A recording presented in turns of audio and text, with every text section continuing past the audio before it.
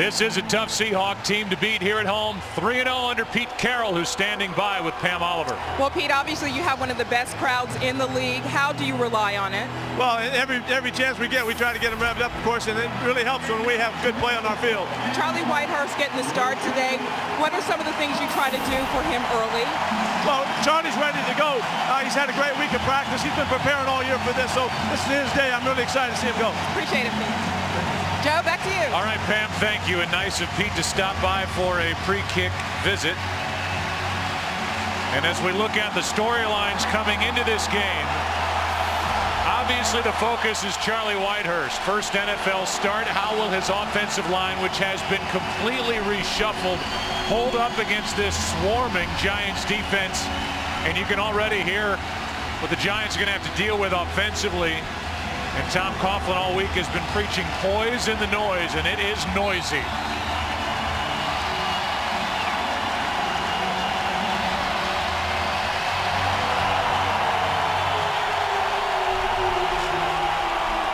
Little pop-up kick.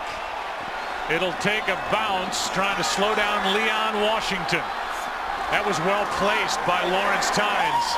And Washington, who's returned 2 kicks for touchdowns this season, couldn't get his engine started in just an 11-yard return. Yeah, it's a great point, Joe, because coming into this game, the Giants know that Seattle's kickoff return team is outstanding. Leon Washington has been terrific, and so Lawrence Tynes, rather than concentrate on trying to get the ball into the end zone on a touchback, wanted to place it, and he did perfectly. So here is Charlie Whitehurst. It was traded here from San Diego. First NFL start.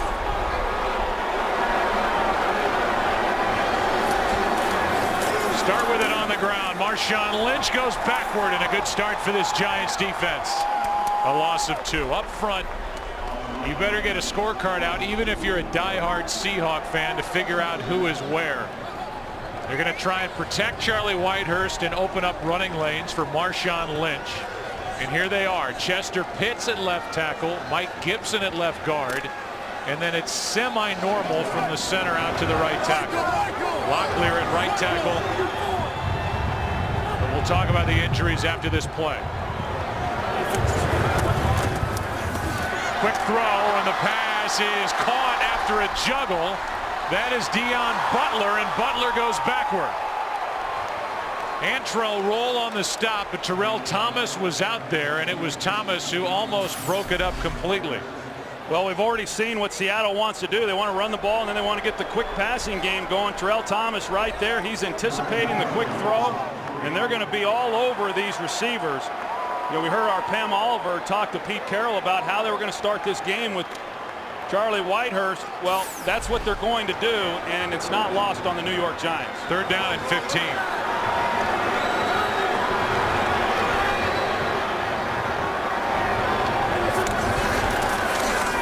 Quick setup and throw, broken up for Mike Williams. That'll bring up 4th down, and Thomas was involved on each of the last 2 throws. Well, coming into the game, we know in talking with defensive coordinator Perry Fuel that, you know, a young quarterback making his first NFL start, that, you know, these are the things that you like to do in order to get a quarterback who's young and inexperienced settled down early in a game, and Terrell Thomas comes up with a couple nice plays. John Ryan will punt it. Will Blackman, his first week with the New York Giants, former Green Bay Packer. It's his beginning in a Giants uniform, and he's tripped up. He stays up, and Blackman, now they're going to say he's down.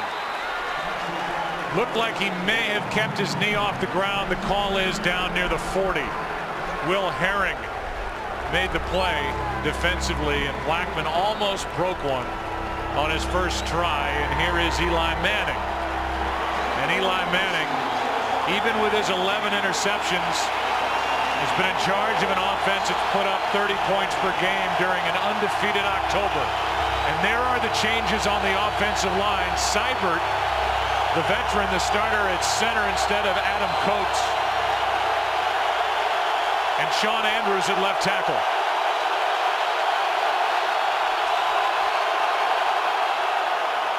Bradshaw tries the right side. Nowhere to go.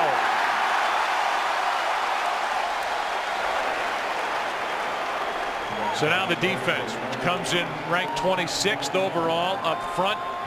See, Avi'i gets the start at defensive tackle. Brandon Mebane is still out.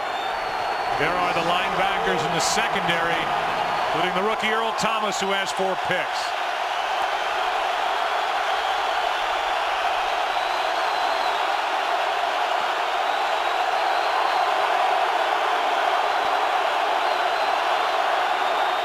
First throw, Manning. Nice throw and a completion to Nix. 13 yards and a Giants first down. Well, we heard this crowd here at West Field, and that's why they made the changes, the New York Giants, up front by putting Rich Seibert, who is typically their starting left guard, putting him at center, and then Sean Andrews at left tackle. It was their attempt to try to put a more experienced player at center rather than go with Adam Coates, who would have been making just his 4th NFL start at that position. Sean O'Hara's out with a foot sprain. Here's Bradshaw, right side, not much. Hawthorne, the linebacker, made the play, a gain of 2. Sean O'Hara, who was the 11-year veteran and a good center, missed 3 games earlier with a left ankle injury, and now he's out with a mild Liz Frank sprain in his right foot. So with communication paramount in this crowd noise, it's Seibert at center and not Adam Coates. 2nd and 8.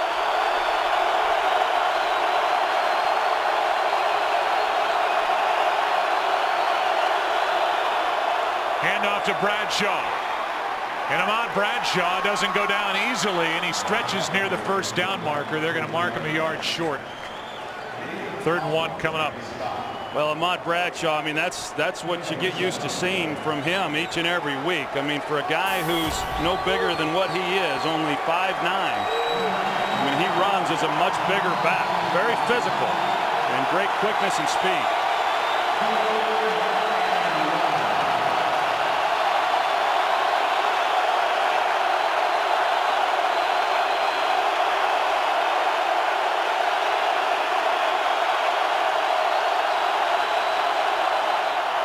Play action to Jacobs. Manning dumps it off for a first down to Kevin Boss, who's inside the 30. Ball comes out, but they're ruling Boss down. Hawthorne came away with it, but Boss was ruled down, and a first down for the Giants. It looked like just a one-man route there by the Giants. They put Kevin Boss in motion. He was engaged. Looked like he was going to be blocking as you see him work across the formation off of play action. And at the last minute, he just came off of the block and then was open for the reception. And at the last minute, Pete Carroll just challenged the call on the field. Take another look.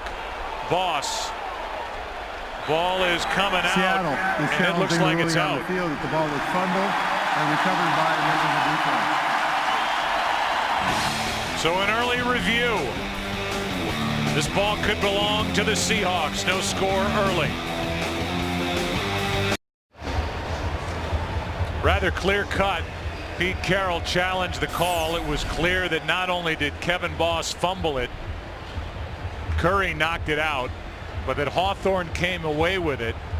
It was ruled a 9-yard completion to Boss, and here are the Giants, Troy, moving the ball, couple of first downs on the road, trying to take the crowd out of it.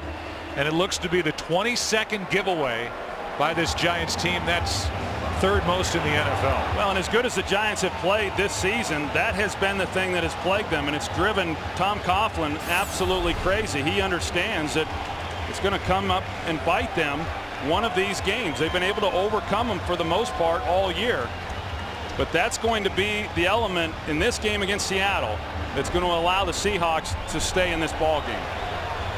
You don't get the advancement, but you get the football on the recovery by Hawthorne. And here's the call from Pete Morelli. After reviewing the play, the ruling on the field that the receiver fumbled the ball, it was recovered by Seattle. Please put the ball be placed on the 29-yard line. Please set the game clock to 10:44. Seattle. So, Troy, not only is it another giveaway by the Giants offensively, and if there's a poster coach for the anti-giveaway, it's Tom Coughlin, who came in talking about that as he's in his 7th year now with the Giants, but a Seattle defense that's now taken it away 13 of the 14 times they have all season here at home. And Whitehurst is right back at it with better field position. And he rolls to his right. Gets a little room and completes the pass to Dion Butler.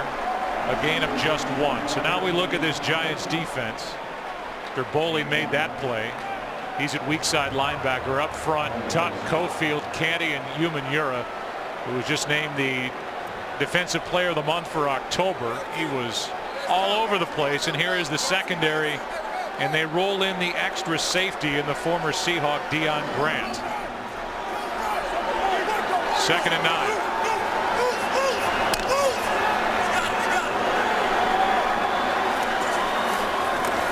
Another throw to the sideline and too high. Had Butler but missed him.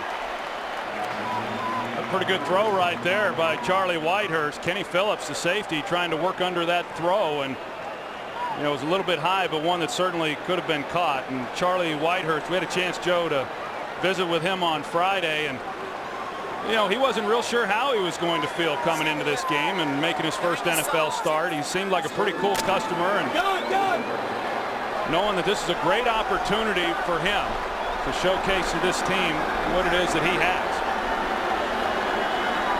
They gave up a lot to get him, both with a draft pick and then with money. Down the sideline, Butler again, overthrown. He's got a big arm, Whitehurst. He is the son of former Green Bay Packer quarterback David Whitehurst. Played in the late 70s, early 80s in Green Bay and preceded Lynn Dickey. And a collegiate player at Clemson. Saw him before the game. I said, how'd you sleep last night? He said, let's just say I was thankful for the extra hour as we turn the clocks back. I bet he didn't get much sleep. He didn't need that extra hour. Here is a punt hit by Ryan Blackman. Almost broke one his first time. He has no chance this time. Dexter Davis right in the face of Will Blackman, and a penalty flag is sitting down way back at the line of scrimmage. And they're going to ask the Giants sideline. It's an ineligible man downfield. Right now the ball's at the 24. Ineligible man downfield, number 58 of the kicking team. 5-yard penalty remains, 4th down. So instead of tacking on 5 and taking it out to the 29, the Giants are going to make Seattle punt it again. Well, when you look at Seattle offensively, here they've had 2 offensive possessions and 2 3-and-outs forced by the Giants defensively. And coming into the game, the Seattle Seahawks led the league in the most 3-and-outs offensively. And this man right here, John Ryan, 9 punts in last week's loss to the Oakland Raiders. And now out here today, he's already making his 3rd. It was Davis who made the play, and it was Davis who was guilty of being downfield too early. Ryan's had a good year. He might need to ice that leg down again after this one. 9.5 to go, opening quarter, and Will Blackman, who's taking the place of Darius Raynaud, who's out with a bad hamstring.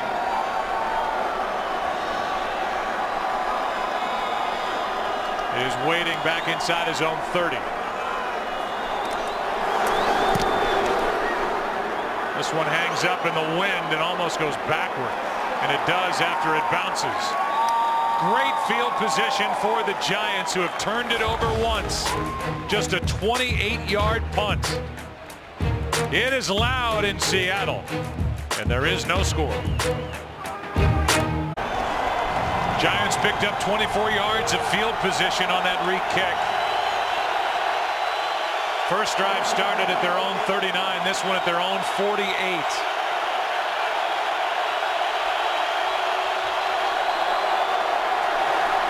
Manning drops it underneath Bradshaw. First down inside the 40. 13 yards, Ahmad Bradshaw on the little dump-off pass from Eli Manning.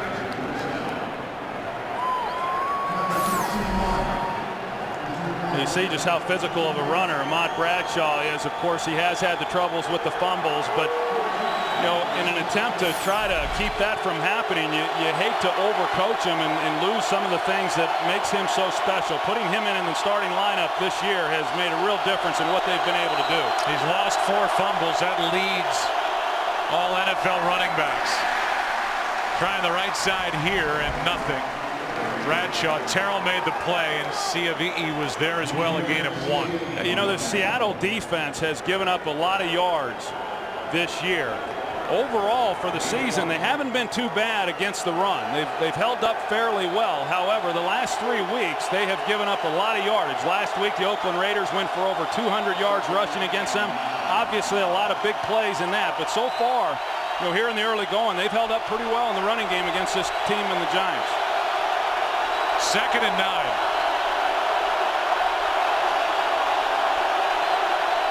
A blitz. Giants pick it up, and the pass thrown away over the head of Nygsea.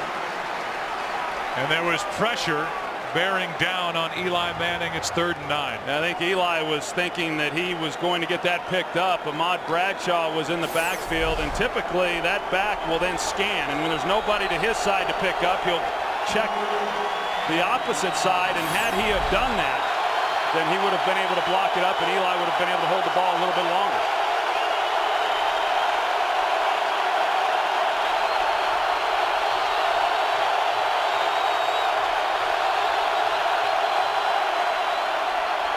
Manning throws, far sideline, broken up, but a flag.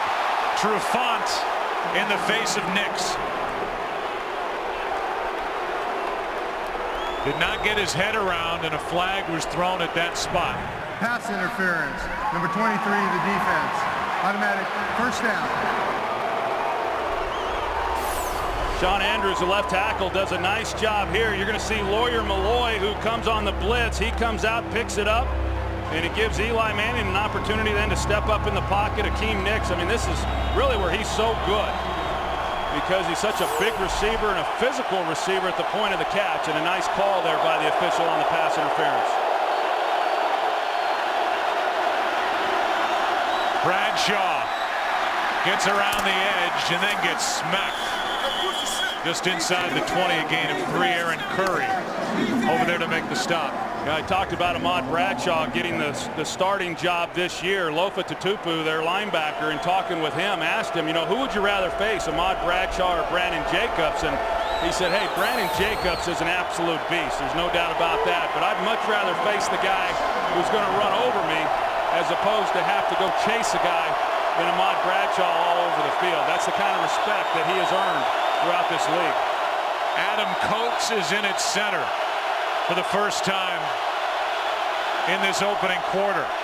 Pressure on Manning. Deal took care of his guy, and underneath it's Bradshaw for a 1st down to the 10.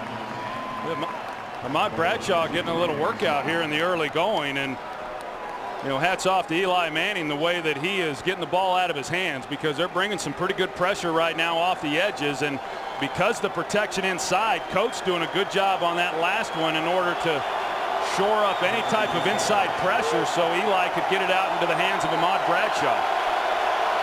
1st and goal.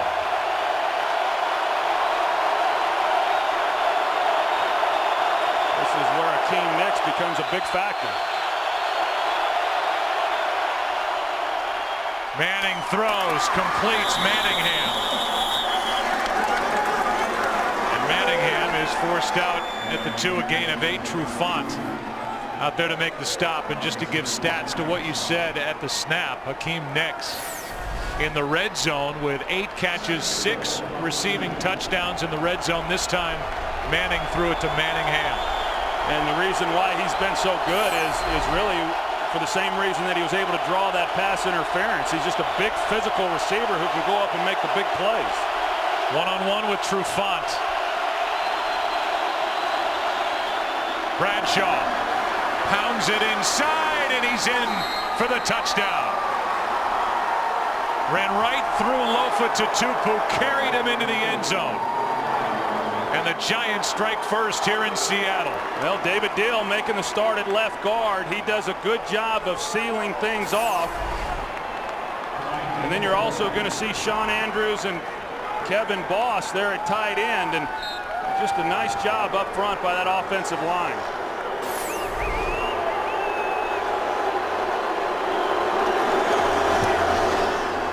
It's 7-0.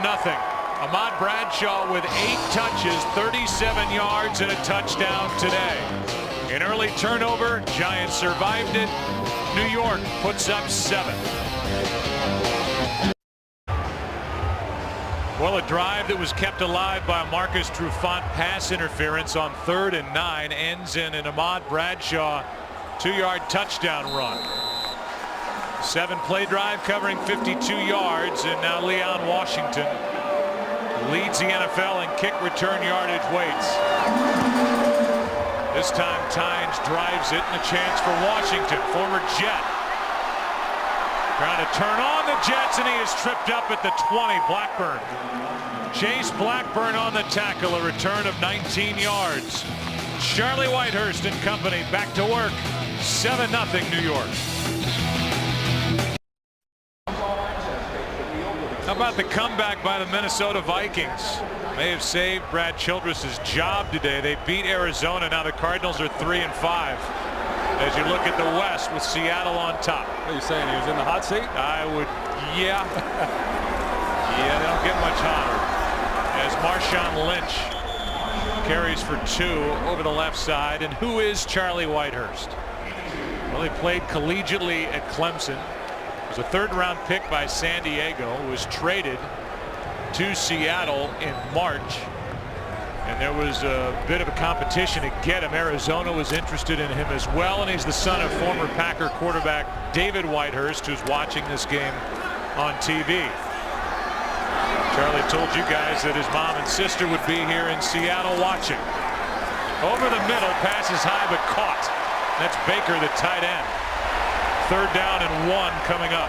Charlie said his dad does a lot better watching it on TV, and even though his mom and sister are here today, they were planning on coming to this game several weeks ago. So it's not just because he's the starter, but now they get an opportunity to actually watch him play. And you know, the only film that anybody has to go off of was preseason games, because as we know, he has not played, has not started in the NFL, but Pete Carroll felt that watching the preseason games gave him plenty to evaluate. Here's a throwback, a double pass, and then incomplete with his receiver wide open.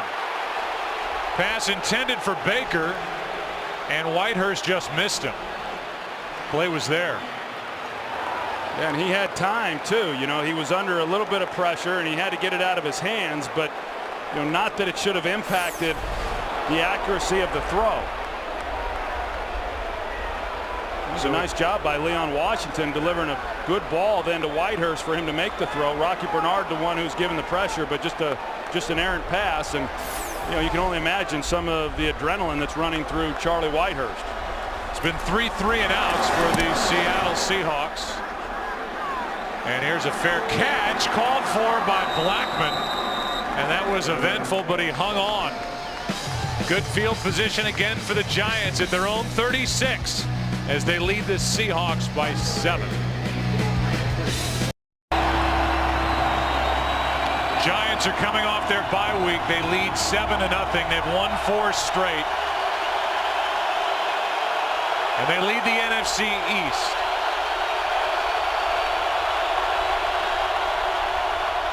So far showing poise in the noise that Tom Coughlin was talking about. This is Bear Pasco forced out right at the marker. Looking forward to next week. It's a Fox doubleheader. Game 1, Vikings, Bears, Lions, Bills. Then America's Game of the Week, Cowboys and Giants. Seahawks against the Cardinals, Rams, and 49ers. Next week, 12 Eastern, 9 a.m. Pacific, it starts. The Ford Fox NFL pregame show brought to you by the all-new Ford F-150, built Ford tough. That's next week. Giants have 5 of their remaining 8 games against the NFC East. On first down, the big back, Brandon Jacobs, carries for 4, 6'4", 264 pounds. You know, one of the things the New York Giants are doing, you're going to see Adam Coates right here. He comes in at tight end. They had been using Sean Andrews in that role because they don't really have a true blocking tight end. And so they like to bring in an extra offensive lineman. But now, of course, with Adam Coates not getting the nod to start at center, he now is that swing guy that will come in and help them out. On second down, Jacobs again met and dropped in the backfield, and it was Nygsea2010, a loss of 2.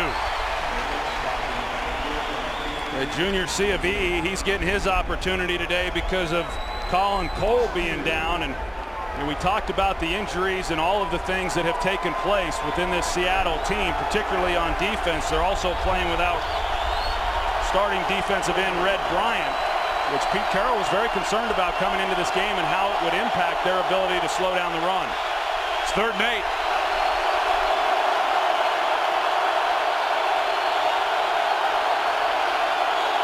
8. Blitz. Manning buys time and floats one for Smith, incomplete.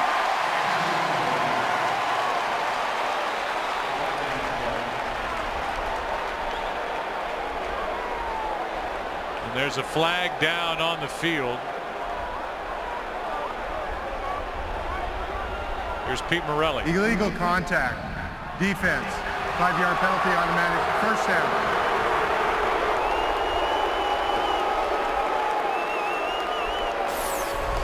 We're going to see Steve Smith here in the slot. Called on Earl Thomas, the rookie safety.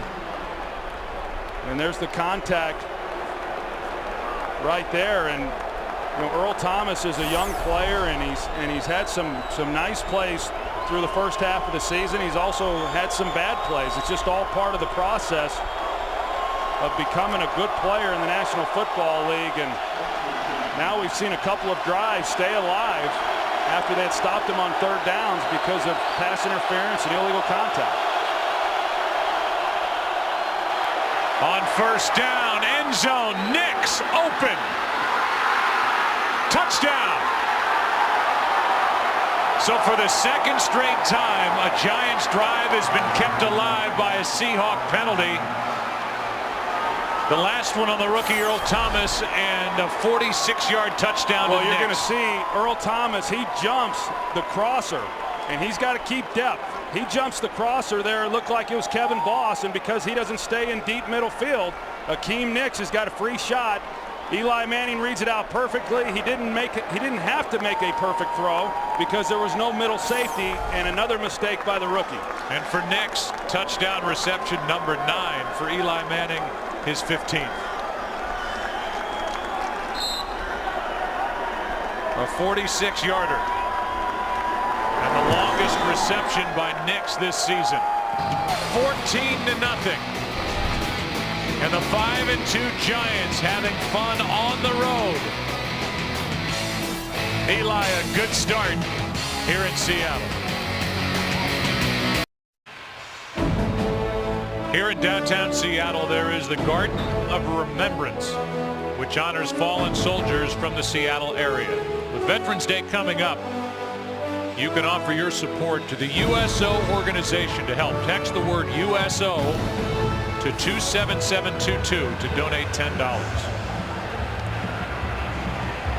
Well, on that last drive, an illegal contact on Earl Thomas on 3rd and 8. Which was followed on the very next play, a 46-yard touchdown throw to Akeem Nicks. And this is indeed a big play offense for the Giants, who are starting to emerge as certainly one of maybe the best team in the NFC. Now another pop-up kick. It bounces. Leon Washington on a hop. Loses the football. It bounces right into the arms of Goff. And Goff is out of bounds at the 5. They're going to mark him inside the 5 at the 3. Leon Washington coughed it up, and it bounced right into the lap of Jonathan Goff. Travis Beckham knocked it out. Well, and then it just got a perfect bounce, and Jonathan Goff right there in order to pick it up. And I tell you, the Giants, no doubt, came into this game knowing that they had to do a good job against the Seahawks kick return team as well as their punt return team, and they have done that. They kicked that one just like they did the opening kickoff of the game, just more of a pooch kick, and they get the turnover, and now great field position to score their third touchdown. Cam Chancellor's the one that saved the touchdown.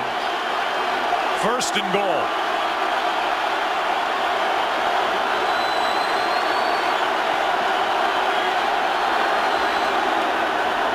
Bradshaw already has one, and now another. Touchdown Giants, and in a blink, they're an extra point away from a 21-0 start in Seattle. What a start. That's even with turning the ball over once in the opening quarter. You watch right here, Rich Seibert and David Deal, center and guard in the push, and Chris Snee in the middle.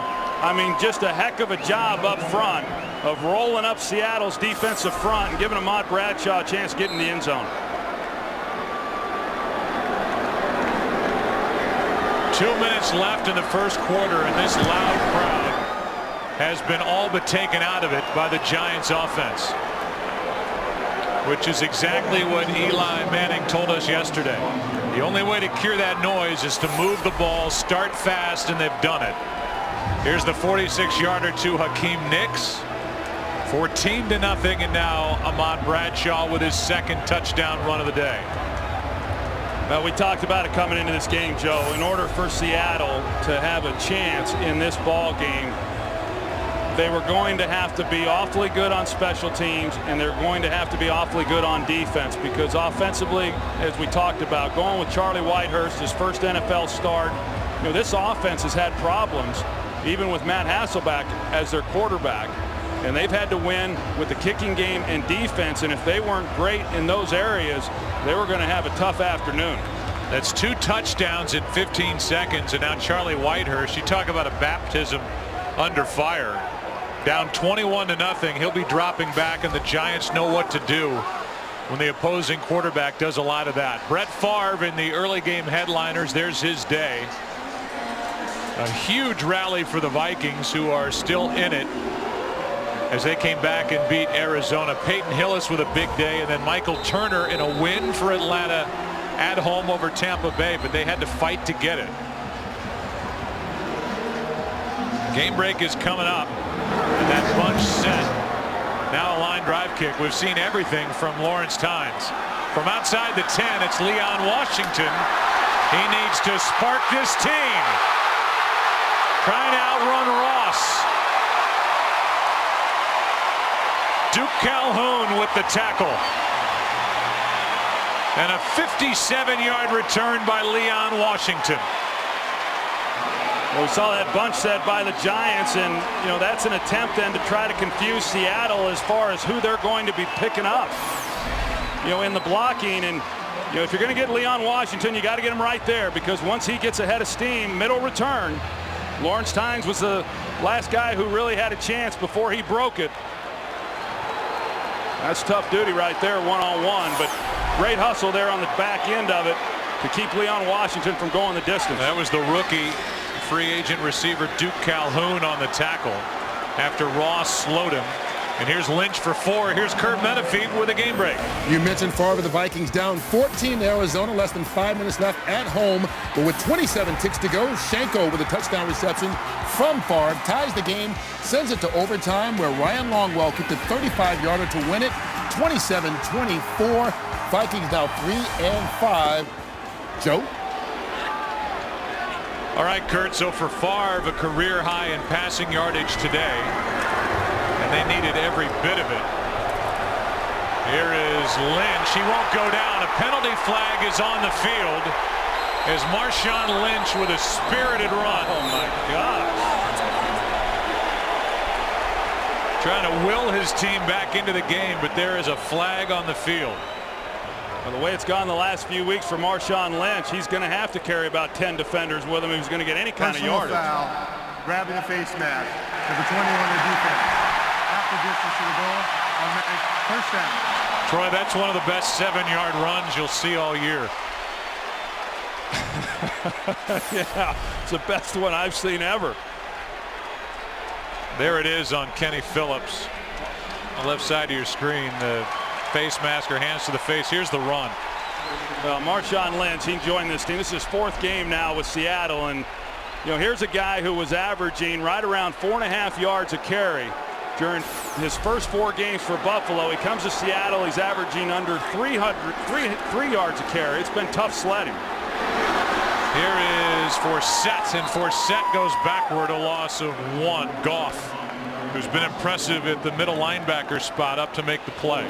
Well, and Jonathan Goff, what a year he has had. You know, I mean, one of the questions coming into this season for New York was who was going to be the leader of that defense and who was going to man the middle linebacker position after they lost Antonio Pierce. They expected that to be Keith Bullock. They went out and signed him.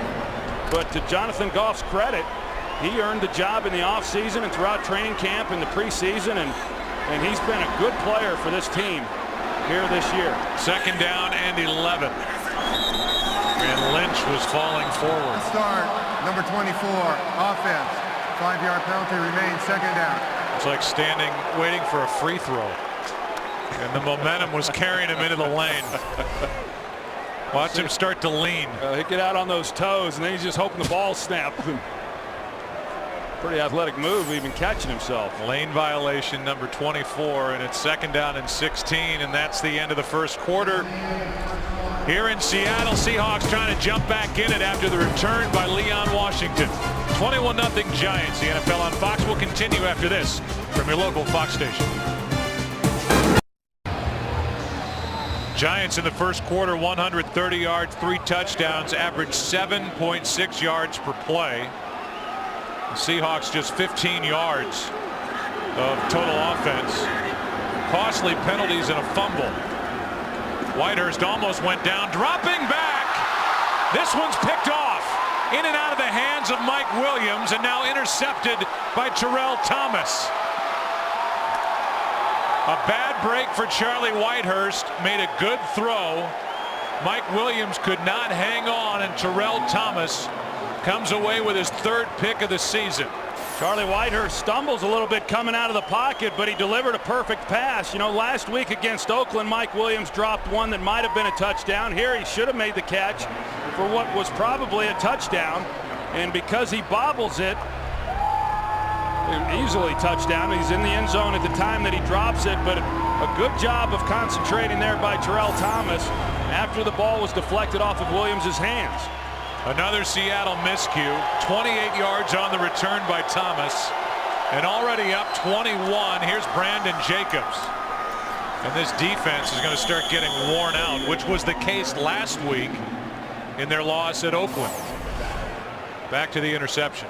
I mean, Charlie, he knows where he wants to go with the ball. He delivers it perfectly, and these are the types of things that you just don't want to see happen to a young quarterback who is trying to settle in. I mean, he makes a good throw, and Mike Williams just unable to haul it in. But you called it, Joe. I mean, you look at this game so far here in this first half, and Seattle should be in it if it weren't for the mistakes, all of the mistakes that they've made that have led to the points and kept them from scoring on that last play. Play action on 2nd and 8. Time for Manning, and the pass is caught by Smith. Good low throw, and an even better catch by Steve Smith in front of Trufant. Well, in front of Trufant, because you don't get the linebackers running underneath that route because of the play action, and because the Giants are so good running the football, these things then allow the quarterback to throw just one-on-one routes. Great job by Steve Smith working around Trufant and then going and getting the ball.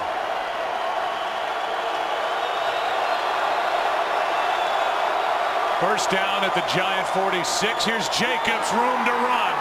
Lowers his shoulder and delivers a blow to Earl Thomas, the rookie, a gain of 14 yards. Well, Bear Pasco, he's playing more fullback because of Madison Hedgecock being down. You're going to see he's the lead blocker. Brandon Jacobs gets in behind him, takes on Lofa Tatupu, and then he's able to get up on the safety. Terrell Thomas then has to make the stop, or Earl Thomas, excuse me. That was a nice hole there by that offensive front. Pasco is taking the place again of the injured Madison Hedgecock, who retweaked his hamstring during practice this week. Jacobs to the edge. It was Thomas again coming up. First one there, a gain of 7. Yeah, this is pretty impressive watching the New York Giants, considering that they shuffled the offensive line. Instead of just being a little weak at the center position, they did what they felt was best to solidify that entire offensive front by moving everybody over. Pat Flaherty, the offensive line coach, is the guy responsible for getting that group ready to go in this ball game. A great week, obviously a preparation, because these guys have come out ready to play. For Seibert, it's his first start at center since December of 06. This one is incomplete, but a flag is thrown. Trufant with coverage of Steve Smith, and it's against Smith. Pass interference against the Giants.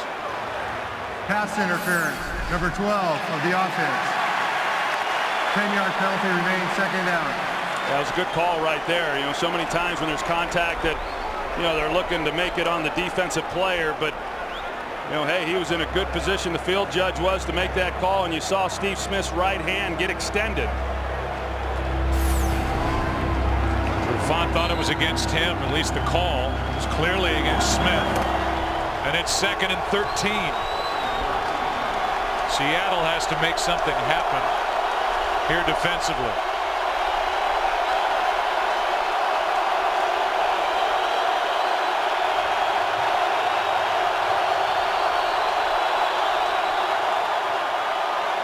Pass is behind Nygsea. I think one of the things that has made this New York Giants offense, you know, so difficult to defense is, yes, they run the football well, but if you think back to last year, Steve Smith was their leading receiver. He had 107 receptions last season, and their second closest receiver was Mario Manningham. He had 50 fewer receptions. Well, this year they've done a much better job of really spreading the ball around to their skilled players. 3rd and 13. Manning throws, the pass caught by Nygsea. First down Giants, and a big completion from Eli Manning. And they are going right at Marcus Trufant. Play after play, and this one good for 22 and a first down. Well, they really are. You see Akeem Nygsea, I mean, I don't know if he got away with a push there or not, but Marcus Trufant, I mean, he might have been anticipating the slant route, but he got hard inside. And Nygsea was about as open as you can get at the time Eli threw him the ball. First down at the 21.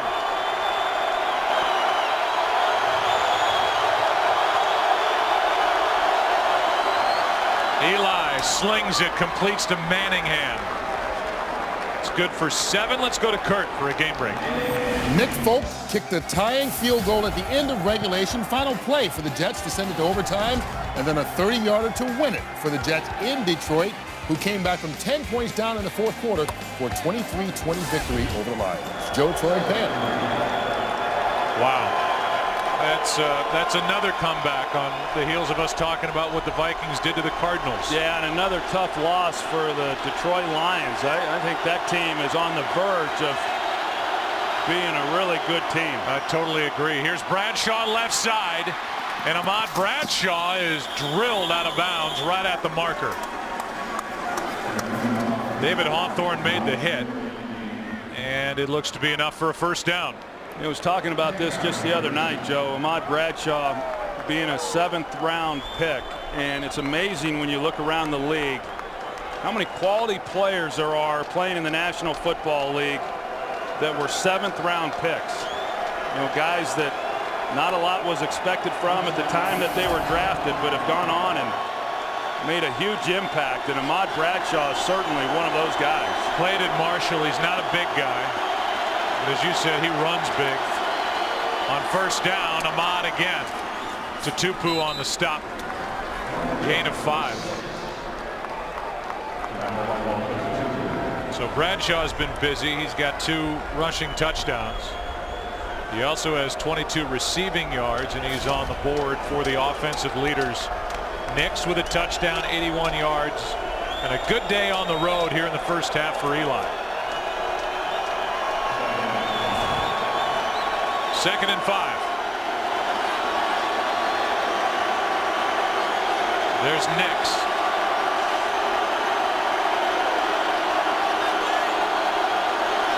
Pasco in motion.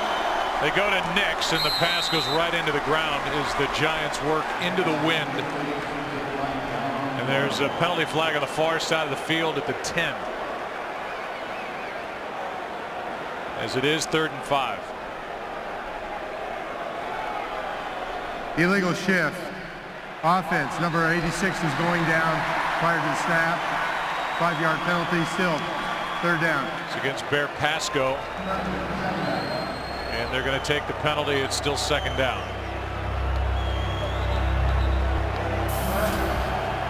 I was going to say, now they're going to decline the penalty as Pete Morelli corrects the call. Why give him another shot at it? Instead of 2nd and 10, they'll keep it 3rd and 5 for New York.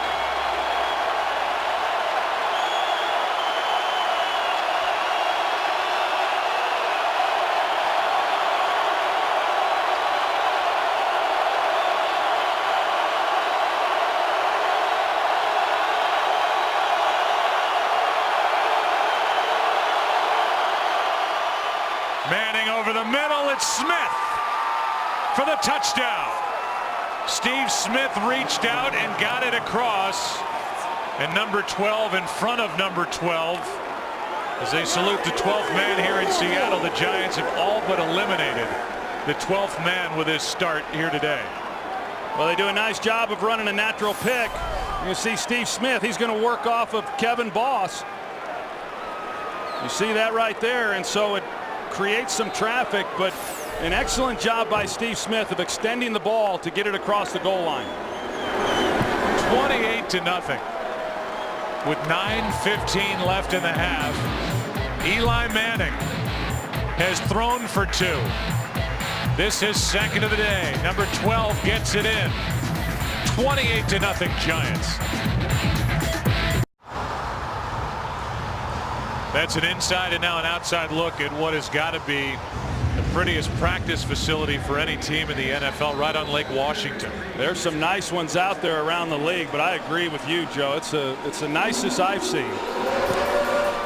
Another little pop-up kick, and Washington was ready for it. Gets it in the air, and Leon Washington carries it out across the 35. Have the Giants had any fun? I'll say up 28-0 with 9:10 left in the half. Matt Hasselbeck is inactive today. Sacked 13 times over the last 2 games. 8 times last week by Oakland. Here's Lynch out to the 40, a gain of 4. He was hit 20 times, and well, for Matt Hasselbeck, who was traded here from Green Bay in 01, he is trying to tutor Charlie Whitehurst this afternoon. Yeah, he's glad he's not out there right now. I know that. Down 28-0. Last week against Oakland, he got sacked the first 2 times he dropped back and ended up being sacked 8 times before that game was over. On 2nd down, Whitehurst throws, and the pass incomplete. Good effort by Butler, but he could not secure it going to the ground. It's 3rd and 6. We had a chance to visit with defensive coordinator Perry Fuel, and he said kind of their theme was stop the run so we can have some fun. And you know, they've done a good job against the run, but it sure helps when your offense is producing the way that the Giants have and you're up 28-0. So now, in order for Seattle to get back into this, they're going to have to throw the ball. And that's not what you really want to have to rely on against this Giants defensive front. No, they will have their fun. As Whitehurst throws, sideline caught, and a good effort for a first down by Dion Butler. Nifty little move after the catch. The crowd loves it. A good throw by Charlie Whitehurst here. And you're right, Joe. Dion Butler is able to navigate the sideline and get turned up and pick up a first down for him. Whitehurst He was born in Green Bay, went to high school, Chattahoochee High School in Alpharetta, Georgia, then went to Clemson, set all kinds of records, getting his chance here today. On first down, Marshawn Lynch gets a yard. Let's go for a game break. Here's Kurt Menefee. Well, the Colts continue to test that next man up theory, but when you got Peyton Manning, it's a little bit easier. Jacob Tamme, the tight end replacing Dallas Clark, scores in Philadelphia, and they pull a little closer to the Eagles, 13-7 in the second quarter. Joe, Troy, and Pam. You know, as long as that next guy up is not someone replacing Peyton Manning, they'll be okay.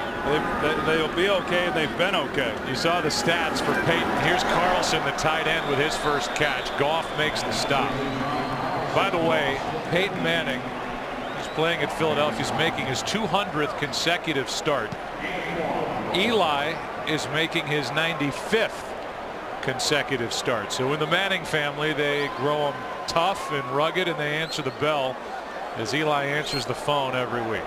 I know that means a lot to both of those quarterbacks too, as it should. When you think about it, you know, for Peyton Manning not to have missed a start, and he's not made up any ground on Brett Favre since he got in the league. Yeah. Favre with another and a big comeback win today. It's 3rd and 5.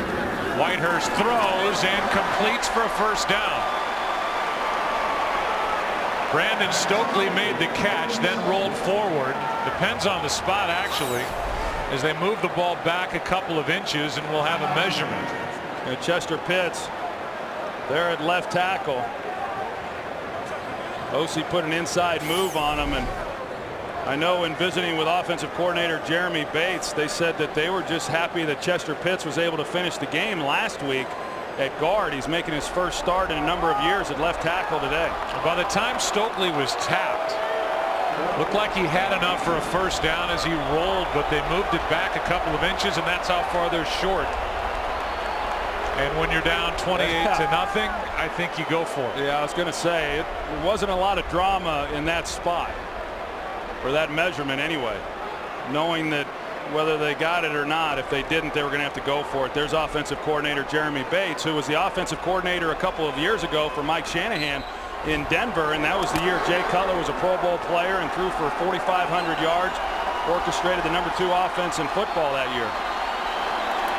Whitehurst will keep it, gets shoved from behind, and has enough for a first down. No question as that push got him across the marker. It's a first down, Seattle. You know, old Charlie Whitehurst, he got a little upright trying to pick that one up. I think he's got, you know, he's learning on the road right now, but, or on the run anyway, but he's got to be able to get down a little bit lower trying to pick up this first down on a quarterback sneak. Forsett with that little shove just in case. So a conversion on 4th down makes Seattle now 3 for 7 in that category offensively this season. And Whitehurst slings it, caught by Williams. And if nothing else, you want to see what Whitehurst can do as he settles down into this game, trailing by 28. Well, this was really a nice throw. It's perfectly thrown up the seam and good location, so that Mike Williams is the only one then that could get the ball. Watching him in practice on Friday, Joe, I was impressed, you know, with the velocity that he was able to throw it. Play action from Whitehurst. Throws for Williams, and he's picked off. Intercepted by Corey Webster, but a flag is down. It's a hold against 10-yard Seattle. penalty, still first down. Well, Charlie had his guy. They got Corey Webster turned around, and he just didn't get the ball to the outside. Now Webster's banged up. The penalty will be declined. You heard Pete Morelli say it was a hold against Seattle. 10-yard penalty, still first down, not realizing the ball had been intercepted. So Whitehurst throws the interception. Another Seattle turnover, and the Giants have it up 28.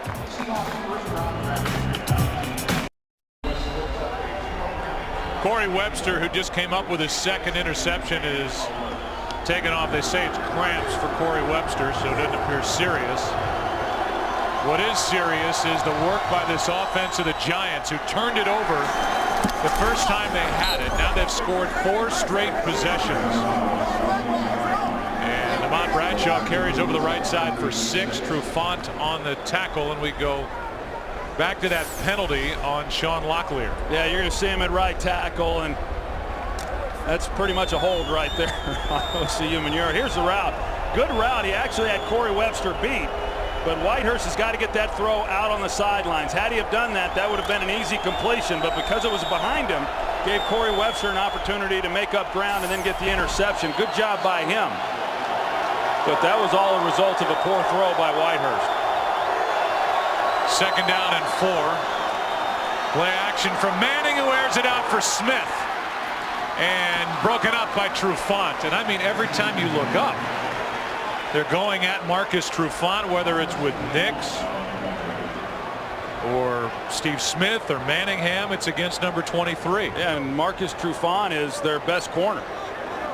You know, and so I just don't think it really matters much to the New York Giants. Eli Manning has such great confidence in all of his guys that he's going to give them a chance.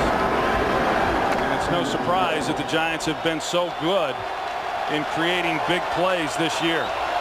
It's 3rd down and 4.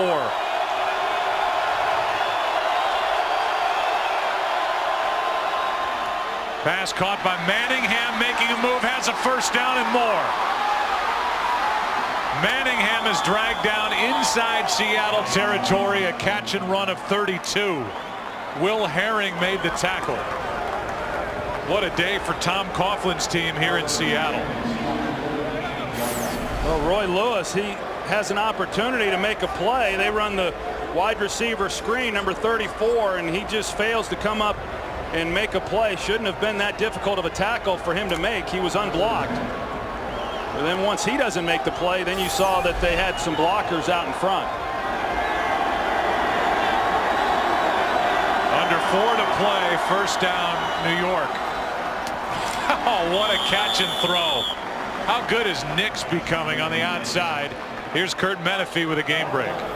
Kansas City and Oakland. Kansas City's Matt Castle hooking up with Veron Tucker. They reviewed it. It was called a touchdown, 11 yards on the score. His first NFL reception for the rookie free agent out of Cal. 10-0 KC in Oakland. Joe, Troy, Pam. All right, Kurt, right when we went to the game break, Kareem McKenzie went down and is laying on his back inside Giant territory. They look at the 10-year pro out of Penn State. We'll take a break.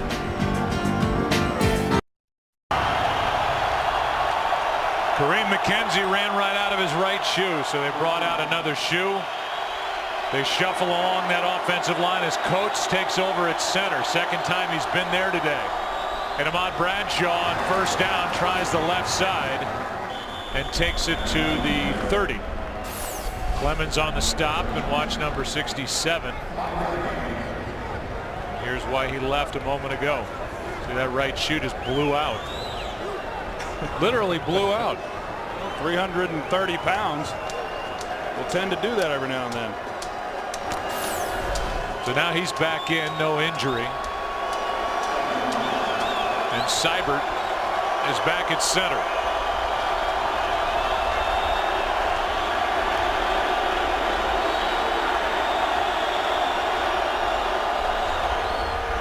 Here's Bradshaw underneath, making a move and reaching for the 1st down.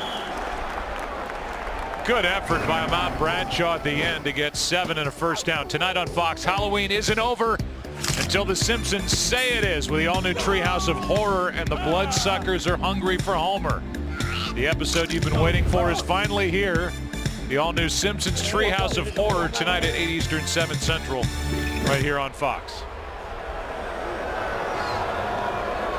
And you see the Giants have lived in Seattle territory as we come up on the 2-minute warning.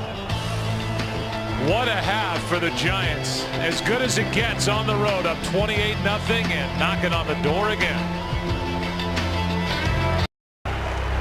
Visa halftime's coming up with Kurt, Terry, Howie, Michael, and Jimmy. An update on the Eagles and Colts, who rules the NFC South. And by the way, in the 2nd half, Michael Strahan will join our broadcast from the plush set out in LA. Here's Eli Manning completing to Steve Smith, who's wrestled down at the 15, a gain of 8 by E.J. Wilson.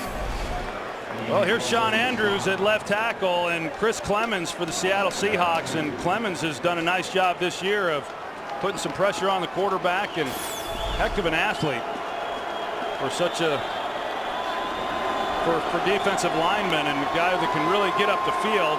But Sean Andrews doing a good job. Here's Bradshaw on 2nd and 2, and he just fights his way for a first down. How about the Giants and how they fell into Sean Andrews? And I think it's about time that their general manager, Jerry Reese, gets some credit, as a timeout is taken here by the Giants. Andrews is added. He is a former first-round pick and a Pro Bowler with the Philadelphia Eagles. Had bouts with depression. Was let go by Philadelphia. The Giants wanted to add him. He's 6'4", 335. Now has proven he can play, Troy, all over the offensive line.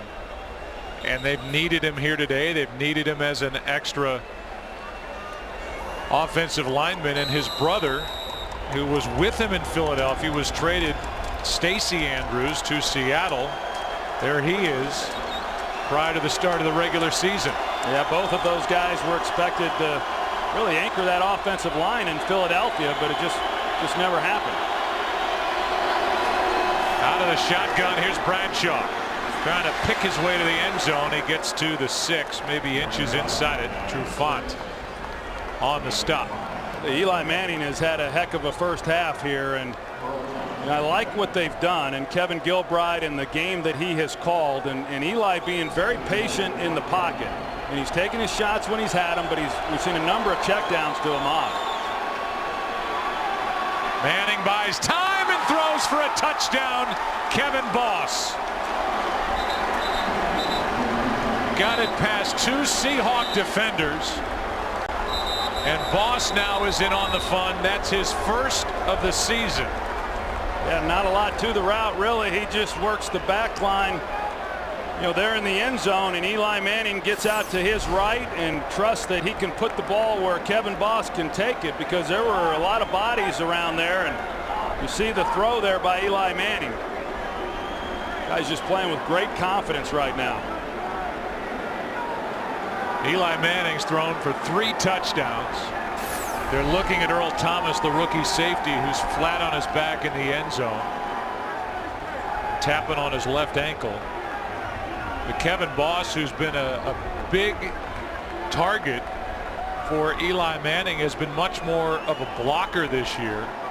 At 84 catches, 13 touchdowns his first 3 years. This year came in just 12 catches, no touchdowns. Had a concussion in week 1, and now he finally gets his first points. And he might be a guy that they'll have a hard time keeping. You know, he's in his contract year, but he's been a good role player for this offense. And you know, they got so many great weapons on the outside. Yeah, they're not utilizing him as much as what they did when he first joined the team a few years ago.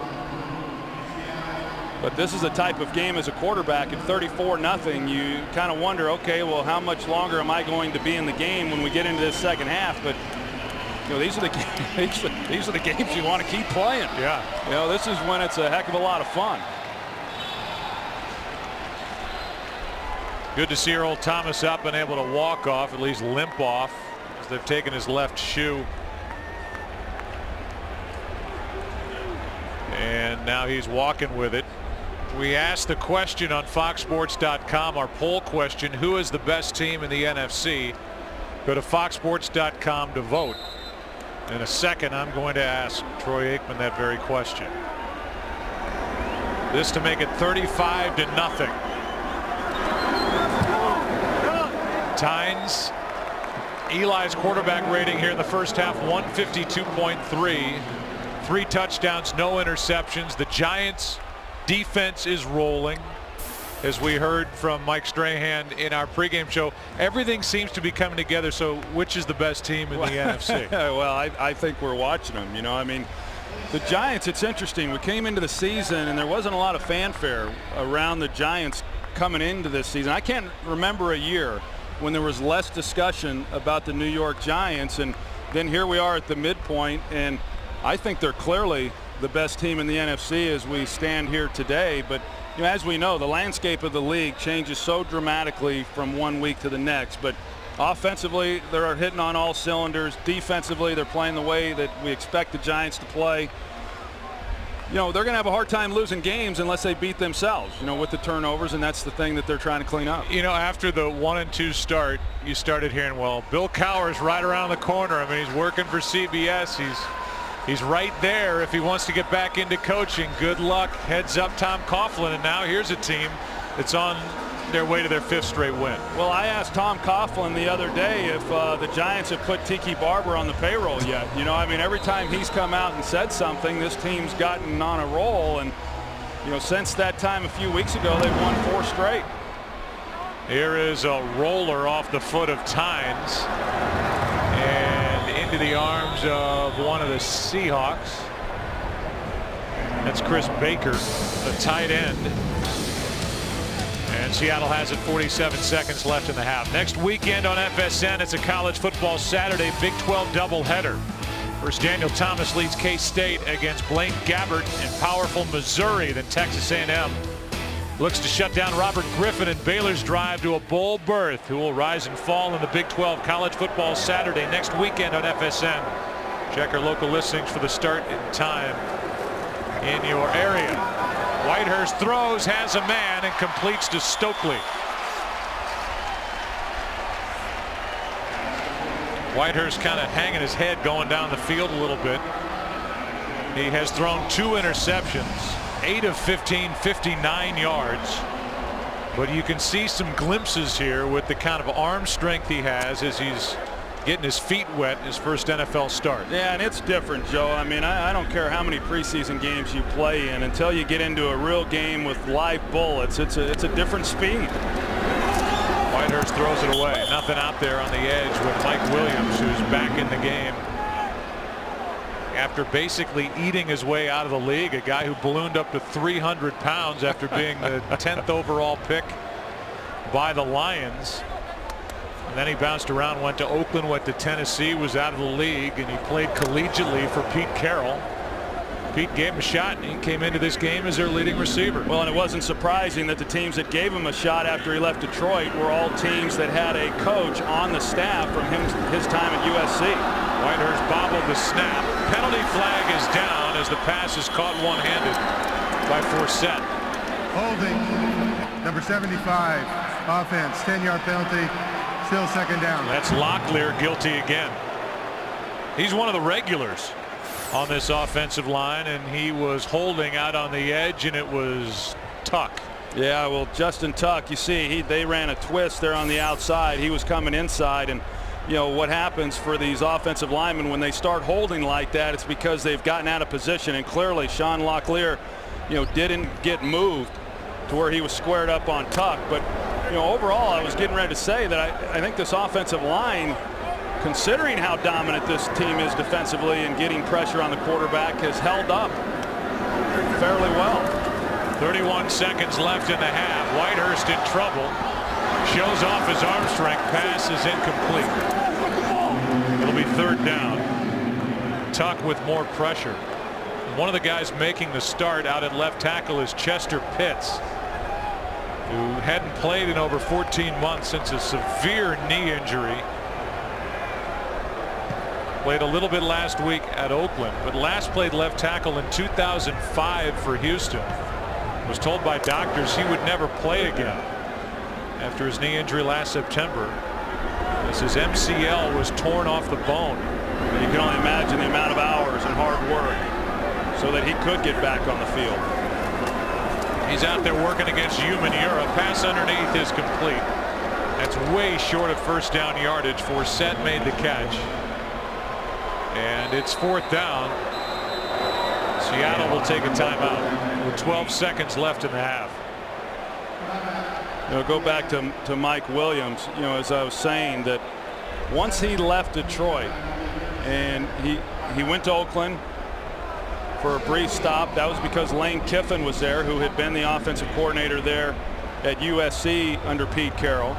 And then he went to Tennessee, and Norm Chow was the offensive coordinator at Tennessee, and he had been with SC as well. And you know, all of these coaches including Pete Carroll, saw how talented he was and what a gifted player he was at SC, and they all knew he had that kind of ability in him. It was just a matter of getting it out. So Pete Carroll said, I'm not surprised by anything that he's done since he's been here, but you talk about how he ballooned up to 300 pounds. You know, when he showed up here in Seattle, he was in great shape, and I know watching him on the practice field on Friday, it's hard to believe that he at one time had gotten that big. Well, he's always had the great hands, and he's always had the ability to use his body. It's still a big body to position himself in front of a defender, and now he's in much better shape at 235. On fourth down, pass is incomplete. Seahawks will turn it over on down. 7 seconds left, and this will be a 35-0 lead at the half with 7 seconds to go. And for the Giants at the half, it'll be their largest lead since November of 1959 against the Redskins. 299 yards, 5 straight touchdown drives after that opening drive fumble. Eli Manning 3 touchdown passes, and Ahmad Bradshaw 2 touchdown runs. This was a thorough beating here in the first half by the visiting Giants. The 12th man is gone. And on a 4-game win streak, the Giants rolling here in Seattle.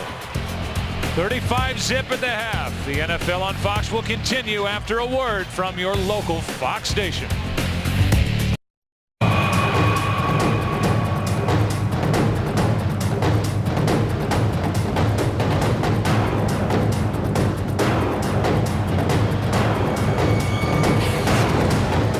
That dramatic music makes it seem like it was a dramatic first half. It was anything but. You can get NFL on iTunes, full games, highlights, and more at itunes.com/NFL. And I guess the question is, what do these two teams want to accomplish here in the second half? Seattle wants to get their young quarterback Charlie Whitehurst settled in and show something here today, while the Giants want to get out of here without anybody of significance getting hurt. Looking for their 5th straight win. And Will Blackman on his first day returning kicks and punts for the Giants. Penalty flag comes in as Blackman gets to the 20. Walter Thurman downfield on the stop. Grabbing the face mask, number 54, defense of the kicking team. 15-yard penalty, first down. It's Will Herring, and here is Pam Oliver. Well, where do you start with Pete Carroll? He told me at the half that where we start and how we come out will be the most important thing we do. It's not the score, it's how we respond. Talking to Tom Coughlin, he said he would stress at the half that we come out and play smart football. The only thing that really burned him was that turnover by Kevin Boss. Back to you. Yeah, that's really the only blemish in the first half. A first down catch for Kevin Boss, and he coughed it up. Other than that, that first half was almost flawless by the Giants. It's pretty good stuff. Tom Coughlin can be tough to please sometimes. Here's Bradshaw, and a penalty flag comes in. Bradshaw eventually goes down. We'll get the call from Pete Morelli.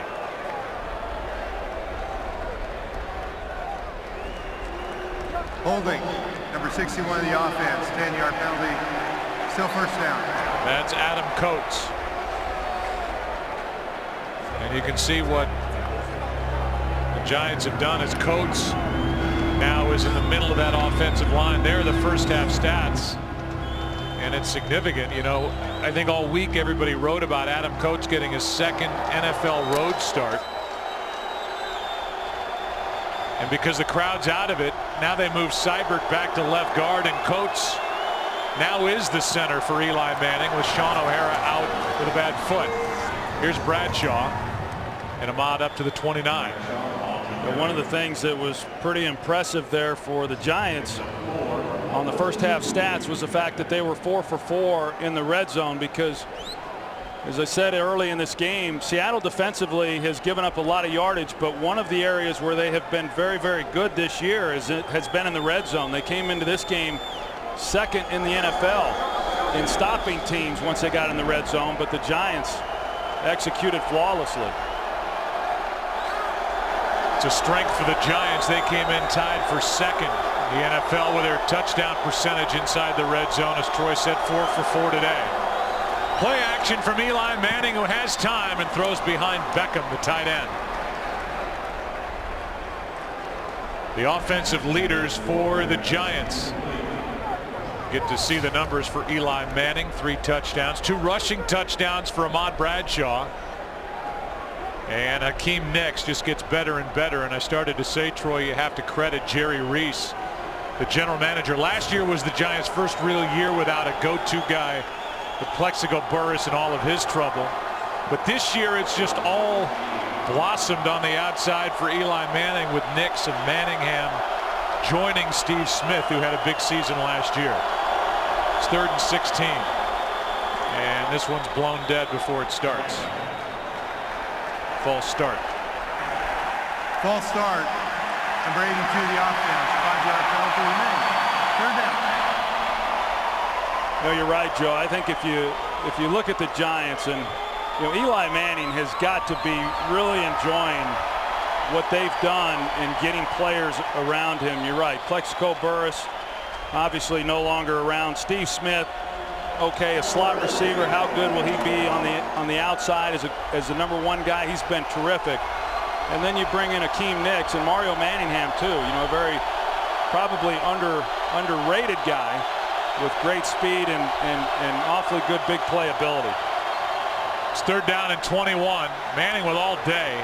Over the middle, throws low, and Nicks can't hang on. Kelly Jennings on the coverage. What Eli Manning said about his receivers, he said last year we got away with some things because Nicks and Manningham were athletic. Now they get it. They're confident we can work together. And they come to him with questions. He'll go to them with pointers, and the whole group, the receiving department for the Giants, all working together, and it's shown up in big plays. And then with their ability to run the ball the way they have. That Dodge hits a good one. Dodge his first punt. Leon Washington on the return. 50-yard punt by the rookie Dodge, and just a 5-yard return. Calhoun on the stop, and a stop for the Seattle defense. They have it down 35. Back to work is Charlie Whitehurst. Down 35, and Boley makes a play on Marshawn Lynch. And then Boley rips down Lynch to the ground. No flag. Loss of 2.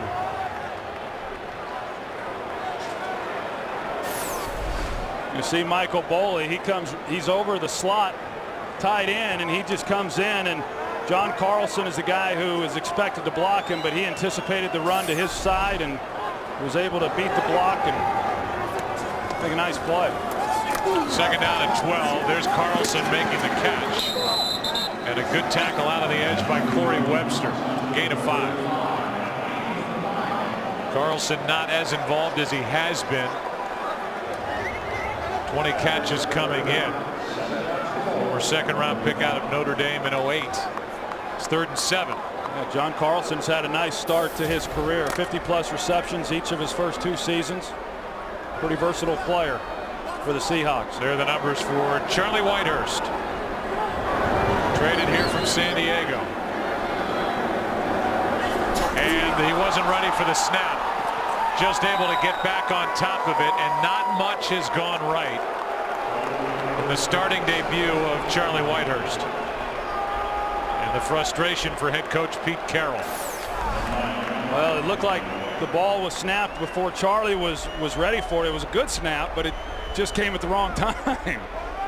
Charlie's trying to figure out what's happening along the defensive front and where his blitz pickups might be. And Chris Spencer snapped it. So John Ryan to punt. And now punting with the wind. He hits a beauty. Penalty flag comes down. Blackman from inside the 30. Little jab step to his right, and now room to run to his left. And a good return by Will Blackman, who's showing the Giants something here today. And the penalty is against Seattle. Again, an ineligible man downfield. They'll decline the penalty. Ineligible man downfield. 59 to the kicking team. The 5-yard penalty will be added to the end of the run. 1st down Timeout. So the Giants will keep the return. They'll tack on 5 at the end of the play. 22-yard return by Will Blackman. 35-0 New York. David Deal left for a moment. They looked at his x-rays. There they are right there. Negative on his hip. Pro Bowler last year out at left tackle. And so, Coach Aikman, you coach the New York Giants right now. How long do you go with Eli Manning in a 35-0 game? Well, you try to, I think, get him through the third quarter anyway. Here's Brandon Jacobs going to break it. How big is this run going to be? All the way down to the 10. Forced out by Earl Thomas. And he busted loose for 38 yards. You see Brandon Jacobs just off tackle to the right side, and Kareem McKenzie doing a good job, and Brandon Jacobs being very patient, and another 20-plus yard run for the New York Giants. And anytime you run the ball the way that the New York Giants have and you rattle off that kind of yardage, you know, you had Ahmad Bradshaw coming into this game leading the NFL in 20-plus yard runs. You better have good blocking on the outside by the wide receivers, and they get that. 38 yards from Brandon Jacobs, who just lowered his shoulder into Lofa Tatupu. That was the longest run of the year by Jacobs, who now gets to do what he does best, and that is run over somebody. Well, and I said earlier, Lofa Tatupu said that, you know, he'd rather have to take on the guy that will run him over as opposed to having to chase a guy like Ahmad Bradshaw. He might reconsider that statement after Brandon Jacobs just lowered the boom on him. 2nd and goal. 7 tackles today for Tatupu. That one he felt.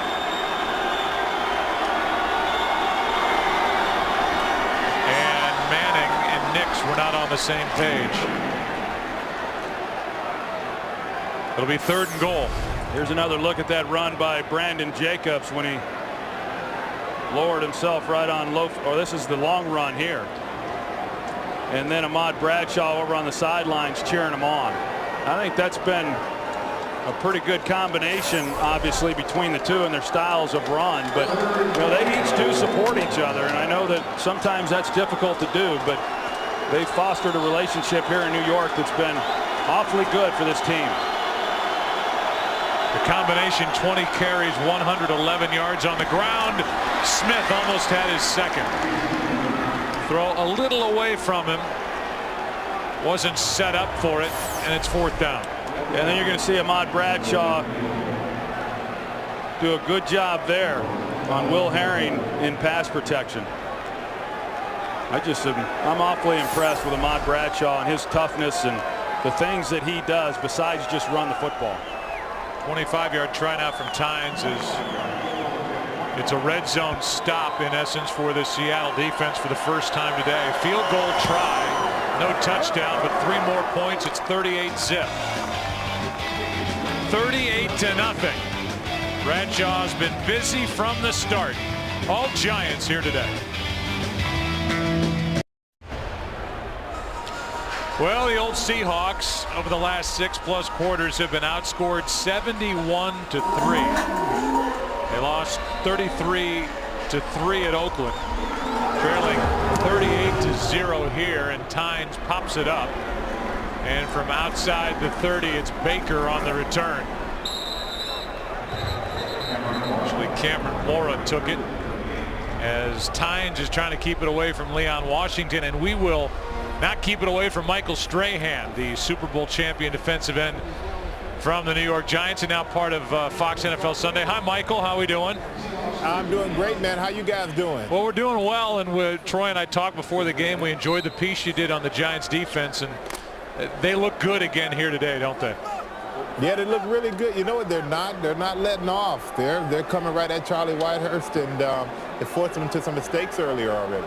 It's a 1st down for Charlie Whitehurst and Marshawn Lynch. I mean, the running game now, you're just trying to do something to get anything going offensively for Seattle as Lynch gets 1.5 yards. Well, I think the big thing for Charlie Whitehurst is they still got to try to protect him, Joe. And as Michael knows, I mean, these guys up front defensively, if it becomes that type of game, which it will be if they decide they're going to try to get back into it, it's going to be hard on this young man.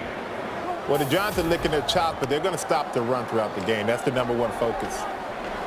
It's 2nd down and 8. OCU Manura coming off the edge. Might have been lined up in the neutral zone as Marshawn Lynch carries it for 2. Hey, Michael, let's talk about OCU Manura. I mean, last year was a down year. He missed 1 season with an injury. But it seems like the fire has been restarted. And I mean, his month of October was as good as it gets for a D lineman. Yeah, NFC Defensive Player of the Year. I had a chance to talk to him yesterday, and he said, you know what, I took so much stuff over the last few years coming off the knee injury and just some of the things that were said being put on the bench. So he feels like he's getting a little revenge on everybody right now. It's 3rd down and 6. It's Michael Strahan from the studio as Whitehurst throws and incomplete for Stokely. 4th down. You know, Michael, it just seems to me watching this defense, especially, you know, after what was a disappointing year a season ago, it's a group that is having fun again. And that's something that they didn't seem to be having a lot of, you know, last year. I mean, you're 100% right. Yeah, that's what I noticed earlier this year. I actually went to New York, and I happened to go into this facility and talk to the guys. And the thing was, have fun, and they've been doing that, and they've been winning ever since. Here's Blackman somehow able to make that catch, gets up and gets a little something on the return. We'll continue talking with Michael Strahan on the other side of the break. Under 8.5 to go in the 3rd quarter. All New York having fun. 38-0. 8:29 left in the 3rd quarter. Michael Strahan is joining us from the studio out in Los Angeles. 38-0. Giants in their offense back on the field starting at the 20. And this offense hasn't misfired, it seems, all day as Ahmad Bradshaw is knocked down by Dexter Davis. Hey, Michael, how good is life in New York when you're with the Giants and you're in first place and rolling like this group is right now? Yeah. When you're winning like this, you go everywhere. You're right to the front of the line. They pay for your meals, your drink. You can't beat it. It's good to even date you. I don't think Strahan's waiting in many lines in Los Angeles either. No. It's 2nd down and 9. Eli Manning throws and completes to Nix. All right, now I want to see how truthful Michael Strahan's going to be with us here today. The way Eli Manning is playing right now, and I know he's got the interceptions, but he's rolling. Did you see this even in the Super Bowl year when you guys got so hot in the postseason? I mean, Manning looks like he's at another level than when you were his teammate. He's at another level right now. Even when I used to play with Elon, he used to drop back. I used to hold my breath. I'll be honest with you. Now I'm breathing whenever he drops back because I think he totally understands the flow of the football game and the flow of this offense. Is he a leader type, or has he developed into more of a leader type as you talk to guys that you used to be teammates with? I think for Eli, he's always been kind of quiet. He's grown into that role.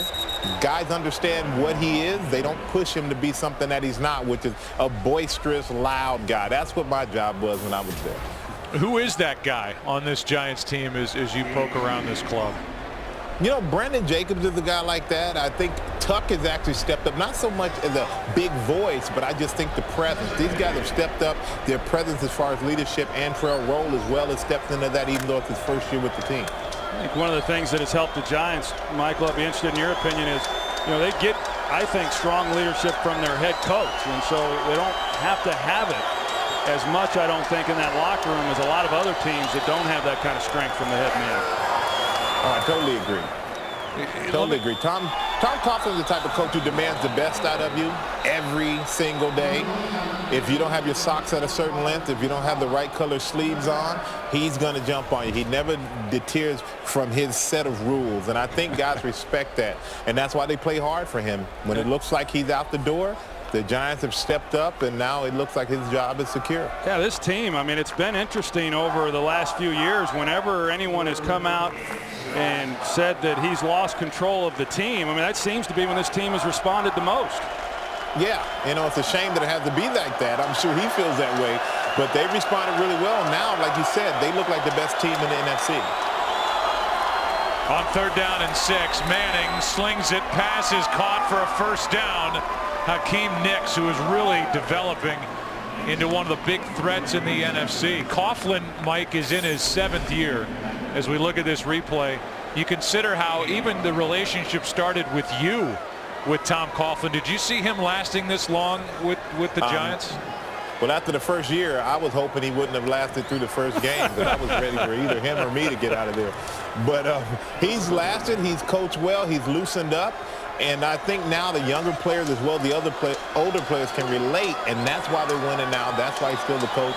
And Nygsea, I mean, he's a great player. He's really shown a lot in his first few years. Here's Ahmad Bradshaw carrying it over the right side. They just keep pounding it with 5 left in the third quarter. I call Ahmad Bradshaw?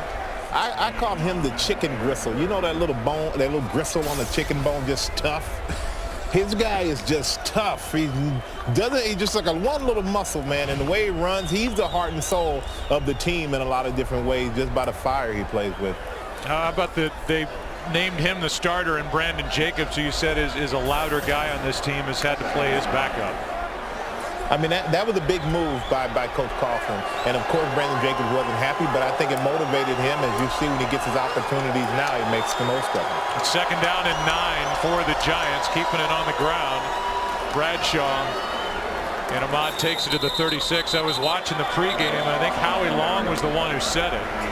If this team loses Ahmad Bradshaw, they're going to be hard-pressed to go deep into the playoffs if they get there, and yet here up 38-0. Bradshaw still pounding it up inside. Well, Tom Coughlin's not the type of coach, because you're up, he's going to take it easy on you. He's going to say, come over and sit for 2 quarters.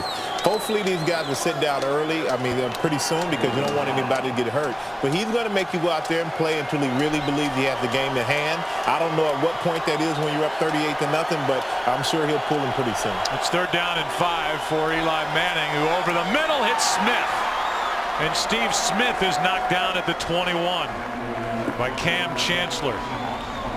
You can see this route by Steve Smith. The defender's trying to take away his inside, but yet Steve Smith is still able to get into the middle of the field because of coverage. That's what you don't want to give up, and it just speaks to the type of ability that Steve Smith has as a route runner to beat a man who's trying to keep him from getting to the middle of the field. An excellent route by Steve Smith. So now 1st down at the 21.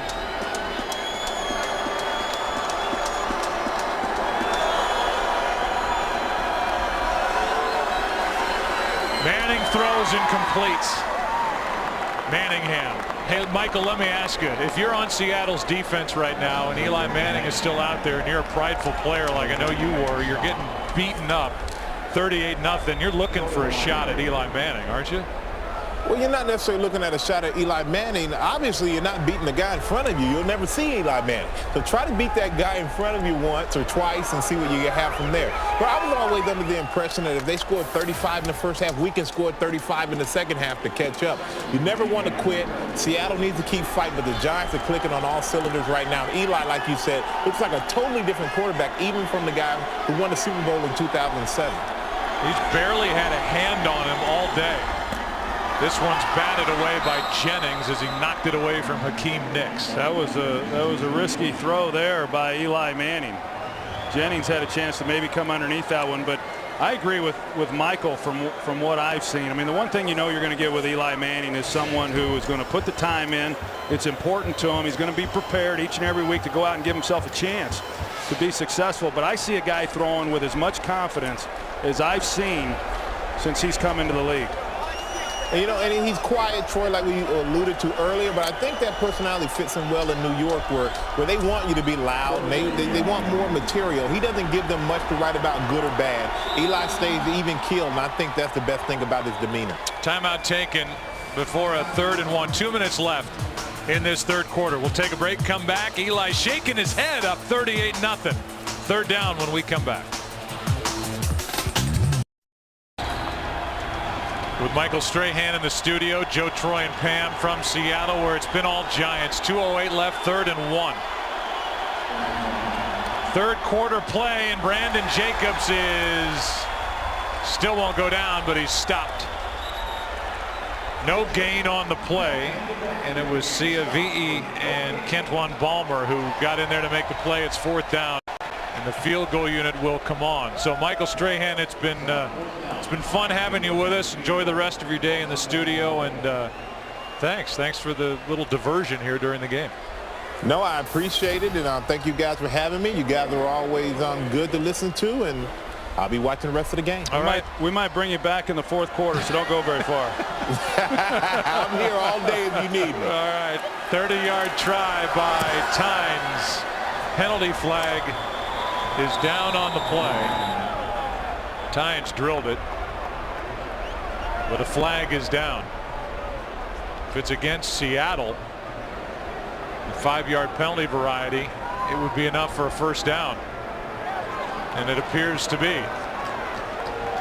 I mean, nothing is going right for Pete Carroll's Seattle team here this afternoon. The offense for the Giants coming back on the field. You know, and you got to remind yourself Illegal that formation defense, number 41, lined up over the center. By rule, that's an illegal formation defense. 5-yard penalty. Result of the penalty is a first down. They said lined up over the center. That's Chancellor who went up over the top. There was a rule change a couple of years ago, and so by penalty it's a 1st and goal for the Giants. Well, we've had a few of those today, but you've got to remind yourself this was a Seattle team coming into this game today that was leading the division. It shows you that they've got a long way to go when playing against what is arguably the best team in the NFC. Well, the St. Louis Rams at the end of the day are going to be in first place. That's Nix forced out. Incomplete. Kelly Jennings, a good play. Seattle lost in St. Louis earlier in the year, and I guess I don't know what's more surprising, the way the 49ers have played in the NFC West, that the Rams are leading midway through. That's a shocking development for a team that's got a rookie quarterback in Sam Bradford. Yeah, they found themselves a good one there, and I was going to say the Giants, boy, they sure haven't taken their foot off the gas. You know, here at 38-0, and still throwing the ball and doing the things that they want to do, and that's kind of been the way they've played all year long. 2 weeks ago against Dallas, had that game in hand, and we're still throwing the ball, and they're going to remain aggressive. They reset the play clock on 2nd and goal. I mean, this has got to be it, though, for the skilled players for this Giants offense here. This last gasp here at the end of the 3rd quarter.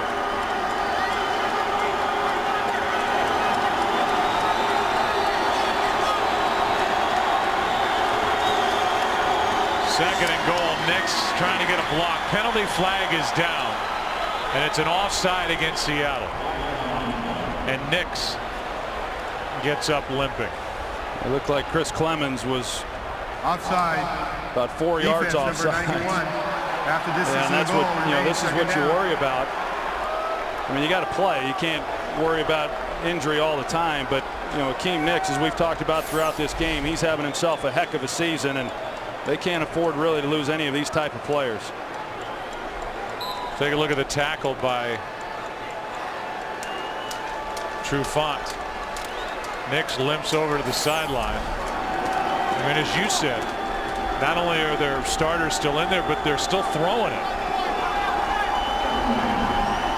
Under a minute to go, 3rd quarter. Nix on the sideline. They keep it on the ground with Bradshaw, who's already rushed for 2 touchdowns. And it's 3rd down, Giants. Ciavi'i made the stop, a gain of 1.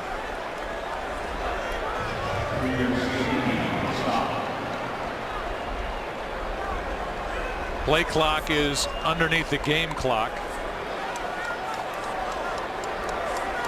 So there'll be another play here in the 3rd quarter. Well, we'll get an idea here as to how badly the Giants want to come away with a touchdown, as to whether or not they elect to keep it on the ground or if they're going to throw something up outside, either to Steve Smith or Mario Manningham.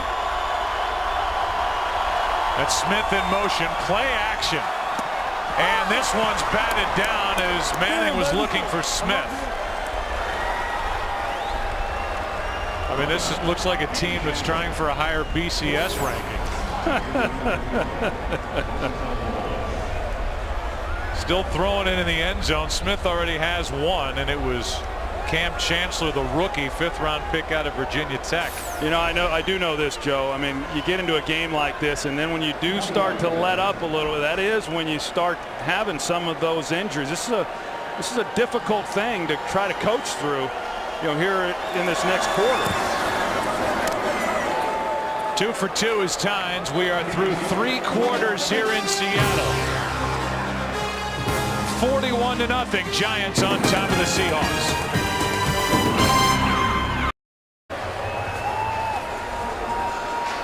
Tynes will kick it away.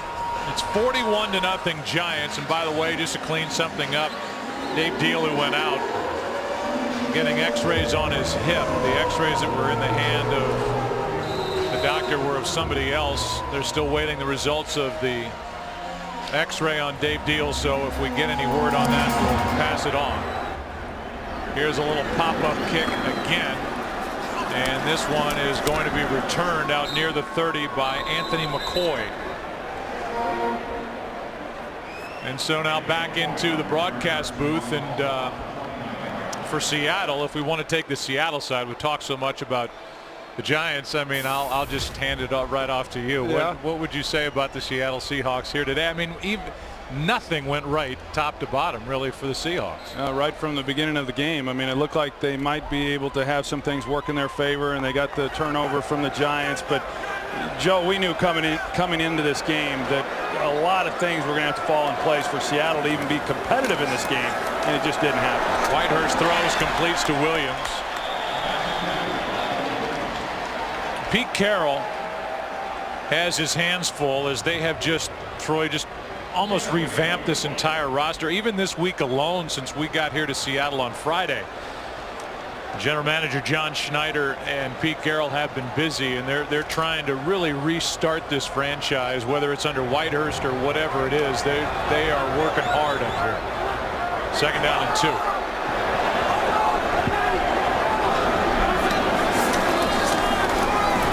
Here's Lynch right up the gut. Biggest run of the day, and Marshawn Lynch is to the 35. 26-yard run. Let's go to Kurt Menefee for a game break. Well, at halftime, we showed you the injury to the Colts, Austin Collie, as he was carried off on a stretcher in what looked to be terrible. But the good news is, once inside the locker room, he sat up and is aware. They say he does have a concussion, but the news is good. It's only a concussion. It looked a lot worse at one time. Joe, Troy? Oh, my gosh. I didn't get a chance to see that at halftime. That hit was awful. So good news for Austin Collie and for the Colts. 1st down, Seattle. Whitehurst, end zone, Obamanu, touchdown. And there's the first for Charlie Whitehurst.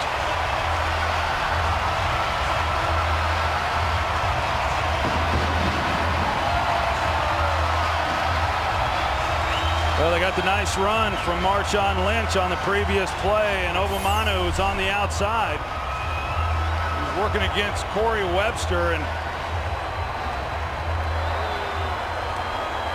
Charlie Whitehurst just lays it out there. I didn't see exactly what happened with Corey Webster there on the outside to let Obamanu get as open as what he did. It's 41-7.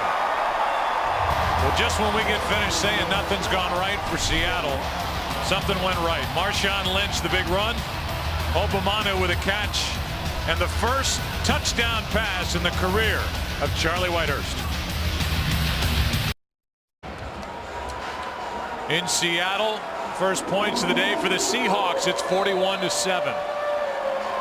With Peyton Manning in a game with the Colts at Philadelphia. Eli Manning, his day appears finished here in Seattle.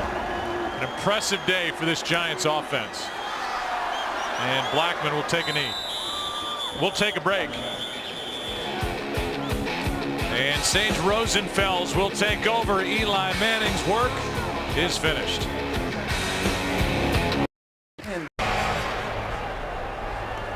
Go to NFL.com's Game Center for live game stats, fan discussions, in-game video highlights, and more. Only at NFL.com.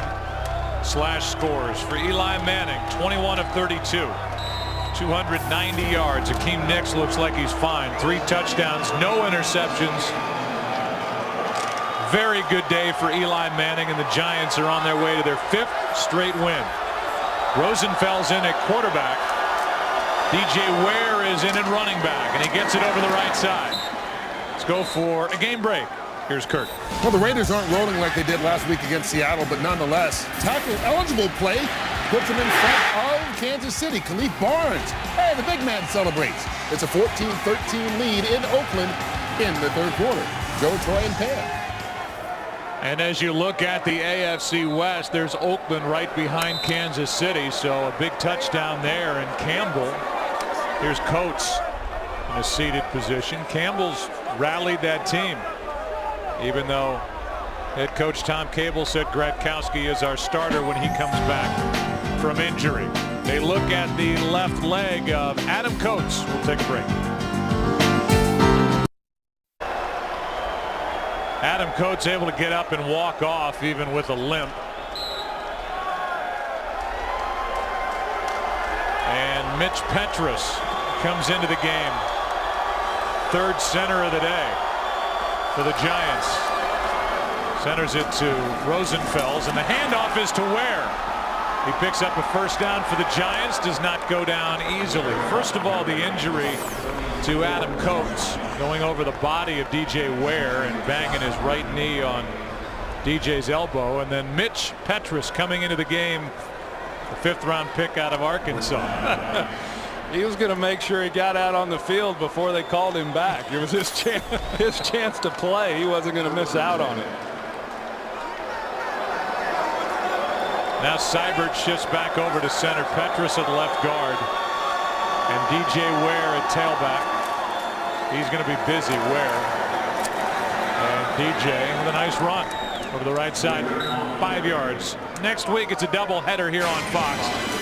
Vikings and Bears, that's turned into a bigger game after what happened today, especially with Minnesota coming back for that win at home over Arizona.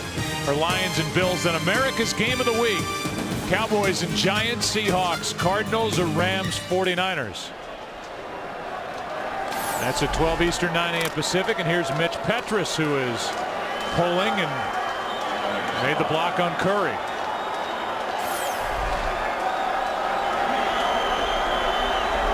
Second and 5.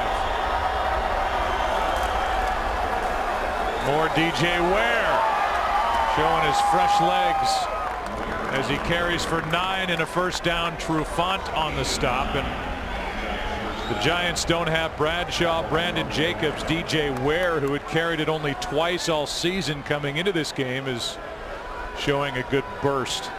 He sure is. He's running the ball awfully well. Of course, you can only imagine how Seattle's feeling defensively right now out on the field at 41-7. But yeah, they put Ahmad Bradshaw on the sideline, of course, pull Eli Manning, but they can't pull everybody. So a lot of these guys still have to play, and you just hope that none of them get hurt too bad or hurt at all. Movement prior to the snap. False start. False start, number 76, offense. 5-yard penalty remains. 1st down. So Deal was in there, and now Adam Coates is going into the dressing room to get looked at. And Tom Coughlin still hot and upset about that false start as Ramses Barden, big receiver, number 13, 6'6", 227, comes into the huddle. Joe, we see Tom Coughlin here, and that's what I like about him. Here they are, 41-7. We heard him when he talked to Pam Oliver coming out of the half, a great 1st half, and all he dwelled on was the fact that they had fumbled the ball on their 1st possession, and there's no let up in this guy, and he holds everybody accountable, and he's going to coach this team until this game is over, and that's a good thing. It's 1st and 15, tossed to Ware running right. And DJ stays on his feet. Good run on 1st and 15. Forced out by Babineau, a gain of 9. More early game headliners. Phillip Rivers, who had thrown for more yards than any quarterback after 8 games coming into the day. 295 more, 4 touchdowns and interception. Chargers trying to get up off the deck. Sanchez in that come from behind win over Detroit, and Drew Brees and the Saints in his day. Those 4 touchdowns for Phillip Rivers, good for anybody who has him on their fantasy team. He says with a wink and a little sparkle in his eye. DJ Ware again picks up 4. How is your fantasy team doing, by the way? I was gone for 3 weeks doing baseball. Not real good. You know, you've got to go in there weekly and adjust the roster, and something that I have failed to do. So I had a few guys playing that were actually not even on the field on some weeks. I did not know Super Bowl champions made excuses. I was playing with a half a roster. Half a deck, not half a deck, whatever. You are what your record says you are, as Ware carries it over the left side. Now you look at the Giants offensively as well as defensively, you know, coming into this game and where they ranked. Well, offensively speaking, they came into the game 3rd in the NFL based on total yardage, and that ranking's going to go up after this game. And then defensively, you know, right now Seattle with just 158 yards of offense. Pretty dominant performance on both sides of the ball. It's interesting for the Giants, as I mentioned in the first half. 5 of their last 8 games are in the NFC East. Only team they played within the division was Dallas before their bye week. Here's Jacobs back in the game. Brandon Jacobs carries it and picks up 6. You look at the upcoming schedule. This isn't all of it, but the next chunk of it is at home against Dallas. That's a late game next weekend here on Fox. At Philadelphia, Jacksonville, then back in the division with Washington. And they end the season at Minnesota, at home against Philly, at Green Bay, at Washington. That's how the Giants end their season. And they'll lead their division after 8 games. Here's DJ Ware for another first down. Go back to that previous run by Brandon Jacobs and Lofa Tatupu coming in to make the or attempt a tackle. I mean, you know, Brandon Jacobs, as we know, is 265 pounds. Lofa Tatupu is listed at 250 pounds, and I asked him, because I sure didn't see it, you know, how much he really weighed, and he said about 230 pounds. I just don't know how a guy plays linebacker, middle linebacker in the NFL at that weight. I mean, he's a heck of a player, but that's tough duty there. Here's Ware. Ware not brought down initially as Hawthorne missed the tackle, a gain of 6.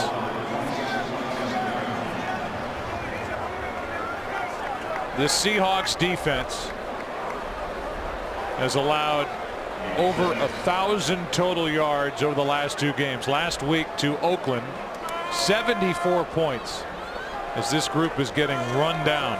And part of that is because the offense hasn't been able to sustain anything. Turning the ball over, it starts to roll downhill, and then you're dead. Well, you see how tired that defensive front is right now. The Seahawks defense has been on the field 20 minutes longer than their offense. It's 2nd down and 4, and a handoff is to Ware, who has another first down. The ball pops up and then right back into his belly. First down Giants with under 6 to play, and it's an impressive drive put together by the Giants, who haven't quit, and in the run game they're running it right down Seattle's throat. Yeah, this is a heck of a drive for that offensive line and taking time off the clock, and for a stadium that we came into the game talking about, you know, the 12th man in the crowd, it's pretty sparse out there right now. It's a great facility. The way they have the roof on each side, the east and west side of the stadium, it holds the noise in, kicks it back down to the field, but they haven't been loud here in Seattle since the first quarter. Here's Ware again to the line of scrimmage. That's it. Tonight It's Fox Hollow Scream Sunday with the all-new Simpsons Treehouse of Horror you've been waiting for, followed by the Cleveland Show, Family Guy, and American Dad. All-new Hollow Scream episodes start tonight at 8 Eastern, 7 Central here on Fox. We'll be in New York next weekend for the Giants and the Cowboys with John Kitna at quarterback for the Dallas Cowboys. Well, and the Cowboys at 1-6. They've got a game tonight at Green Bay, and pretty good chance they'll be 1-7 facing the Giants next week. On 2nd down and 10, here's Jacobs. Gains 3. I mean, so much to talk about with regard to this division. You've got the Dallas Cowboys, who have seemingly wasted a ton of talent. Now they're playing without Tony Romo, their quarterback. You got the Washington Redskins, who are in a bye week, who had all the controversy with Donovan McNabb being pulled at the end of the game last week. And then you've got the Eagles, who are playing the Colts right now as they welcome Michael Vick back to their starting lineup. It's 3rd down and 7. 7th time inside the red zone for the Giants, and Brandon Jacobs still running hard. Picks up 3. Let's go down to Pam Oliver. Pam. Hey, Joe, just wanted to give you a couple of little updates. Adam Coates, you saw him go into the locker room. What they're saying now about that is it's a sprained knee. Hakeem Nicks, he just had his ankle rolled, and he's just out because of the score. Back to you. All right, good. Well, that's good news for the Giants, for Hakeem Nicks. It's 4th down and 4, and the Giants will go for it, try and pick up a 1st down and then chew up the rest of this clock.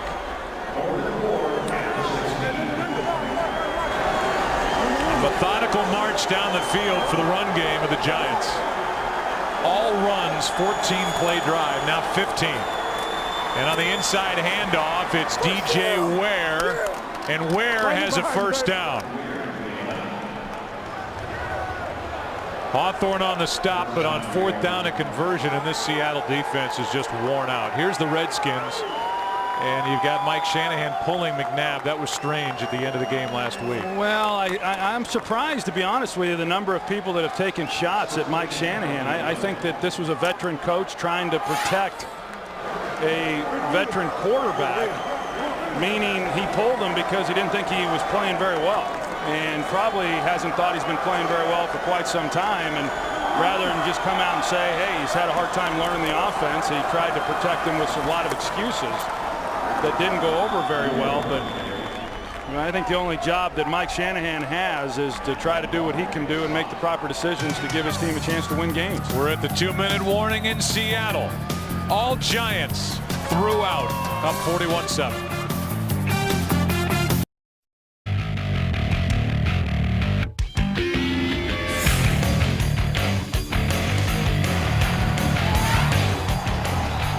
Some of that enthusiasm that you saw along the sideline for USC. Pete Carroll is watching his team lose big for the 2nd straight week, and they're about to slide to 4-4. You look at this drive, Joe. I mean, this drive alone, over 11.5 minutes taken off the clock. All runs. Yeah. And the Seahawks could not stop them at all. You see Charlie Whitehurst. How about memories for the great number 8, Troy Aikman? Oh, good memories there, yeah. Yeah, my first start against the Saints, and it wasn't real pretty. We didn't score any points, so at least Charlie got 1 touchdown on the board. And look at that, he almost got it to the end zone on that Hail Mary. Of course, the great Jimmy Johnson was coaching us in that game, too. Oh, I forgot about that link. Yeah, 28-0. So Charlie Whitehurst, his start, first in the NFL, played a little bit as a rookie in 06. Actually had a touchdown run to San Diego, but his debut as a starter will end on the short end of a 41-7 game. Well, hopefully Charlie, won't be too discouraged, because, as we talked about, so many things had to work out for them. They're overmatched. I mean, I know they came in leading the division, but they're not anywhere close to the team that the New York Giants are, and for him to come in and try to go up against this Giants defense was going to be challenging, and he'll get another opportunity. I don't know when that might occur, but he'll get another one, and I'm sure he'll be better prepared for it. So now the Giants will turn it over on downs. That'll stop the game clock with 34 seconds left, and Charlie gets one more trip out onto the field in his debut as a starter. We'll take a break, come back, last 34 seconds when we return. In 34 seconds off the game clock, the Giants will be 6-2. You see the Eagles score at the top right-hand corner of your screen, up by 2 on Indianapolis with a football. And that's it. Final play of the day, Lynch carries it. And for the Giants, they played a weaker team here today, but the good teams take care of business and show just how good they are, which is exactly what the New York Giants did here today, winning by 34 points over Seattle. We will take a break, come back, and wrap up our day here in the Pacific Northwest. 41-7, and the Giants have won 5 in a row. Back after this.